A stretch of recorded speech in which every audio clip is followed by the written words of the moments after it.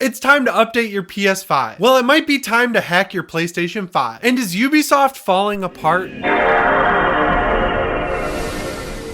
How's it going, everyone? Welcome to PSReady. This is the midweek update here on the channel. I hope your week is going awesome. We have some awesome PS5 news to get into, so that should help it out if it's not. The first news story today is all about the new PS5 update. This one's been in beta for the better part of a month. Sony's kind of stuck to a schedule with these where they release them in beta. They send out codes to some creators and just normal people. I end up getting a code pretty much every single time, so I've been on this beta update and it's really good. It's definitely worth upgrading, but you kind of have to regardless, just because if you don't, you won't be able to log into the PlayStation Network. So even though it is a forced update for your PlayStation 5, it's a good update, and we're going to go through everything it changes just in case you didn't know. So the first thing they've done is add PS Remote Play to a bunch of Android TV devices. So if you have an Android TV, there's going to be an app on your TV now that'll let you remote play from your PlayStation 5. This could really come in handy if you have a TV in another room and you don't want to move your PS5. It's kind of like the same feature that they want to introduce with the PS Portal. It's not the biggest update in the world, but it is a cool one. They have new voice command options. I am just going to be real. I hate this feature. I never use it. The voice that the actual PS5 Siri has is not good at all. It's really creepy and it just obstructs what I want to do, which is play games on my console. And if you say things vaguely similar to the word PlayStation,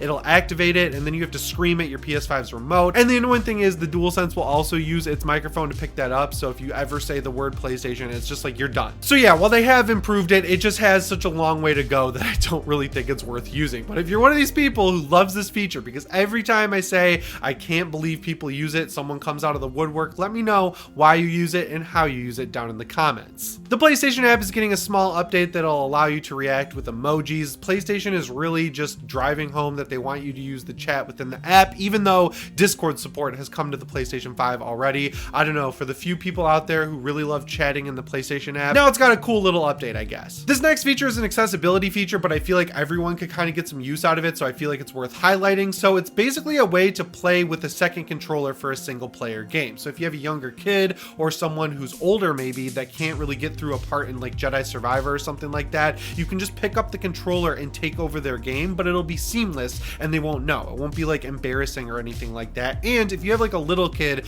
who's struggling with a boss in Jedi Survivor or something, you could use this feature to get them through a part without them really knowing, which I think is kind of cool, right? Like, yes, it is awesome that it has accessibility, usefulness. I don't really know the word to say there, but it's also cool that it has just general day-to-day use. This would have come in so clutch for me in college because my cousin would have me babysit her kids, and by babysit, I mean she would give us money to get pizza, and then we would play Mario Kart all night, and Jake is the older one, and Alex is the younger one. Alex was not as good at Mario Kart. It would be awesome if I could have just picked up a controller and leveled the playing field just a little bit. I mean, that's just one example of how this could be used, but yeah, it is a cool feature. They've also added haptic feedback across the entire PS5. This is just a cool feature for people like me who like tech and just like having haptic feedback. It's one of the cooler things that they introduced on the iPhone with iOS 16. I really enjoy it on the 14 Pro, so it is cool to have it with the PlayStation 5. It's just enough where it's not annoying and it's a good use of the DualSense controller. Big drawback is that it's just another thing sucking the already terrible battery life out of that controller. Arguably the biggest feature that comes along with this update is Dolby Atmos support. Instead of making their own version of it, Sony is just giving in and letting us have what we want. So if you have a headset, a soundbar, a TV, anything like that that supports Dolby Atmos, you should definitely turn this on just because it sounds so much better than the stock audio on the PlayStation 5. I always love that Sony seems to be doing more with this than Xbox or even Nintendo. Sony just bought Audis, for example. They've really hammered home 3D audio. They're making tons of headsets for the PlayStation 5. So yeah, if you have a Dolby Atmos capable device, you should definitely turn this on your PlayStation 5 when the new update installs. My favorite small update that came along with this is being able to search through your library of games. I use this on Steam all the time. I search for games because I have so many, and because of PlayStation Plus and Extra, and just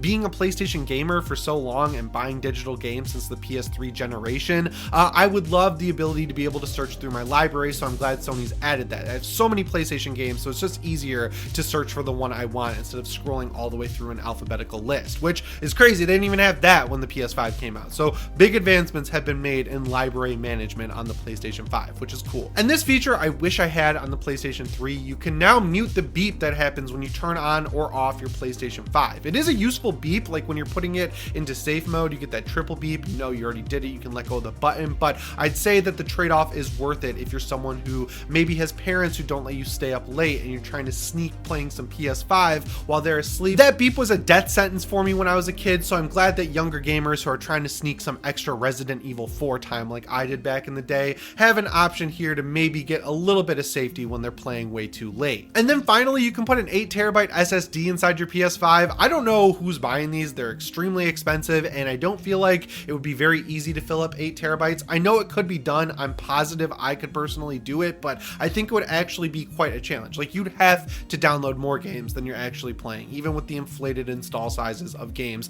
that we've had lately. But it is a cool feature to see Sony kind of increasing the storage size as time goes on, just to keep up with what's available in the market. It's the same thing as 8K. No one's really using that, but it's good that the PS5 supports it in case you ever get an 8K TV. It's kind of future-proofed. So yeah, as far as PS5 updates go, I would definitely say this is a good one. Next up here, let's check in on what exactly you can do with a hacked PS5, because the advancements are coming rapidly, which is awesome. So last time we talked about this, I think the big news story was that games like Bloodborne are able to run at 60 FPS perfectly locked on the PlayStation 5, which makes it so frustrating that Sony won't just go in and update the game, because hackers are able to get the good experience with Bloodborne. And it was extra cool because it also fixes the dog frame pacing in that game that makes it look jittery and weird, especially if you're on an OLED. This is a new phenomenon for me, but 30 FPS just doesn't look good on OLED TVs or monitors. I think it has something to do with the pixel response time just being that good on an OLED monitor, but basically, if you don't have strong enough motion blur, when you turn the camera, stuff in the background will have a weird double image effect. And I noticed this not on my PlayStation 5, thankfully. I noticed it on Starfield on the Xbox Series X, because you can bounce your save back and forth between PC. I just can't do it on the TV. I only have OLEDs in the house. I felt so cool upgrading all my TVs to OLEDs, and now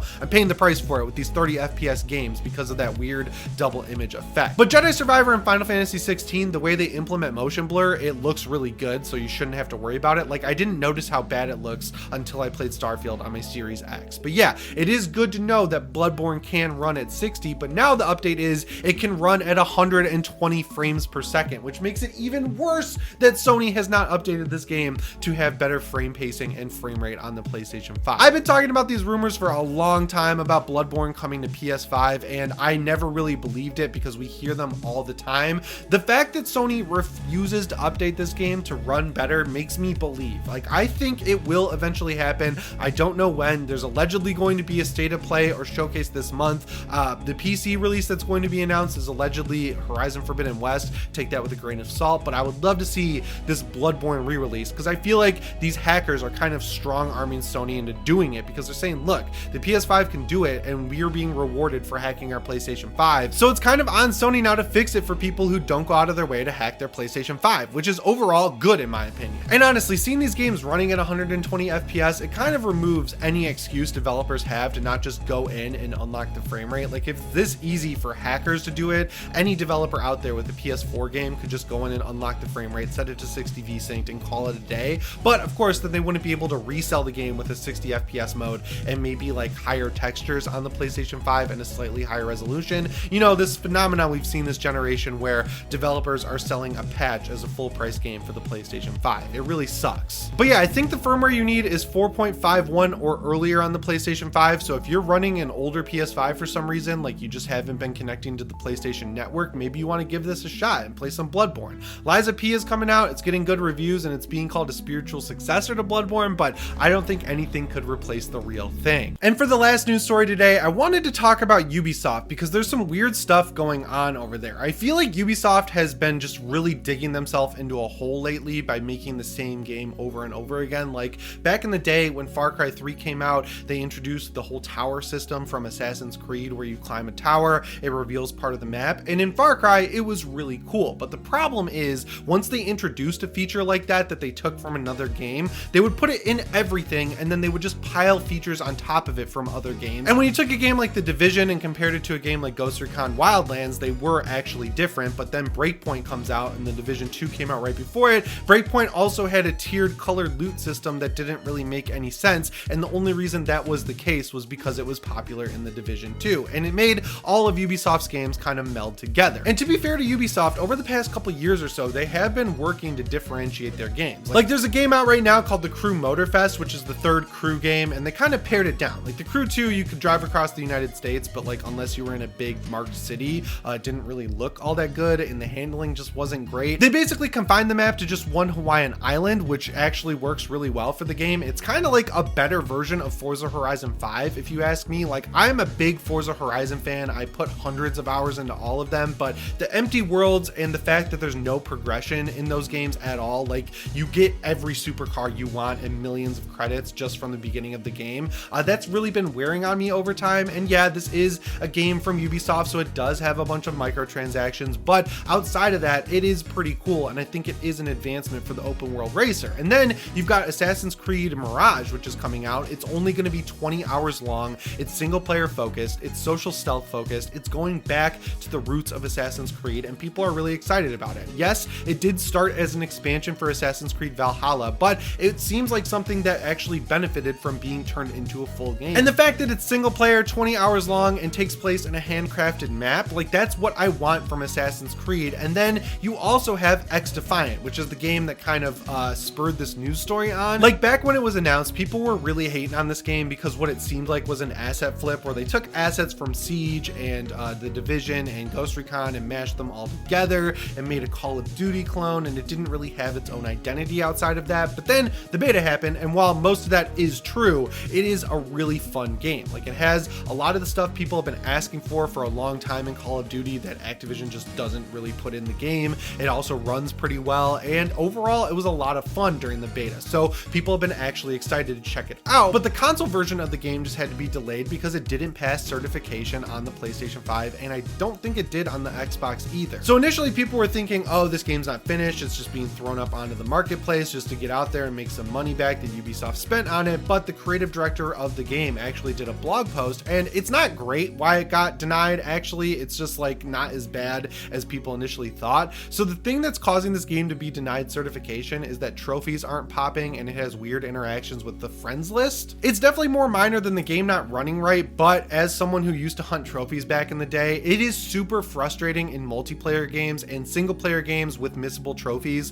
when you actually do the requirements to get those trophies and they don't pop. I used to trophy hunt a lot in college. I have less time now, so I can't really do it as much, but my most frustrating platinum ever was Assassin's Creed 4 Black Flag because of this issue. I kill the whale, the trophy doesn't pop, and then I was really pissed because it was a one-time thing. You couldn't go back and kill him again. So yeah, I basically had to replay the entire game on a new save to get my ship up to the point where I could hunt the whale, and then I did it and the trophy popped. But that was another game where you had to go through the entire multiplayer twice because you had to prestige. So you had to get all the way to level 50, prestige, and then get all the way to level 50 again to get the last multiplayer trophy. That was a really frustrating experience. So to see them being like, woe is me, we're kind of upset that certification was denied because of this minor issue, I don't want to hear that. Finish your game, release it when it's done. Stop releasing games in beta or unfinished and then saying, oh, as time goes on, we're developing this with the community. No one wants that. They want to play games that look, run, and perform correctly, which also means having trophies pop when they're supposed to. But yeah, besides that, I'm having a ton of fun in the Crew Motorfest. I'm actually pretty excited for X-Defiant just because even though it's not necessarily a military shooter in terms of looks and style, it is mashing up military games. Like you want to have cool tactical operator outfits and also guns that are from the real world and not Nicki Minaj running around or Homelander. And I am a huge Boys fan.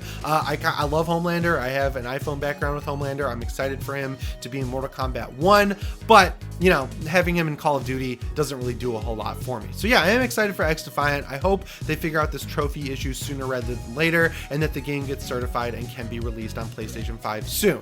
Anyway, guys, that's all I've got for you today. Let me know what you think down in the comments below. Remember to update your PS5 and subscribe and set your notifications to all if you haven't already. As always, my name is Jimmy Champagne, and I'll see you in the next one. Thanks for watching, and shape on.